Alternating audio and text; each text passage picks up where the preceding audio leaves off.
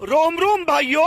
आज उदयपूर फिरायचं होतं म्हणलं, मग दिवसाची सुरुवात देवाच्या दर्शनाने करू म्हणून आपण गाडी घेतली डायरेक्ट मंदिरात. मंदिरात गेलो, मस्त दर्शन वगैरे घेतलं, एकदम छान मंदिर होतं. मंदिरात दर्शन वगैरे करून आपण निघालो पुढे. सिटी पॅलेस कडे जाता जाता आपल्याला चार भाऊ दिसले, हे तीन आणि हा एक. सिटी पॅलेस मध्ये आलो, पॅलेस पाहायचं सोडून लोक नुसते फोटो काढत होते. त्यांच्यात आपले मयूर भाऊ पण सारखे नुसते फोटोच्याच मागे लागलेले होते.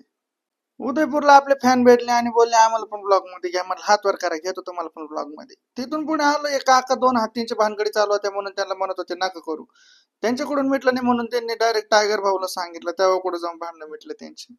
बाबा मस्त त्यांची कला दाखवून दोन पैसे कमवत होते. म्हणलं कॅश नसेल तर बाबाने डायरेक्ट स्कॅनर पण त्यांच्या वाद्याला लावून घेतलेलं होतं. उदयपूर फिरून आपण निघालो नाथद्वाराला, तर एक ब्लॉगर भाऊ भेटला आपला, मस्त आपल्याला हाय केला आणि आपण निघालो पुढे. नाथद्वाराला पोहोचल्या पोहोचल्या गोमातेचं दर्शन केलं आणि आपण निघालो मेन मंदिराकडे. दर्शन करून बाहेर आलो, म्हणलं लस्सी पिऊ. आम्ही फोटो काढत सर गुरुजींची लस्सी पिऊन पण झाले. मयूर भाऊ अजून फोटोच काढत होते. लस्सी पिले पिले मयूर भाऊ मध्ये एवढं एनर्जी आली की भाऊ डायरेक्ट पळतच सुटले. थोडं पुढे येतच आपल्याला पोपटराव दिसले. पोपटरावला टाटा बाय बाय करून आपण निघालो सावऱ्या शेटला. सावऱ्या शेटला पोहोचलो, तिथे एवढी गर्दी आणि एवढी मोठी पार्किंग होती का आमचीच गाडी शोधायला आम्हाला 20 मिनिटं गेले.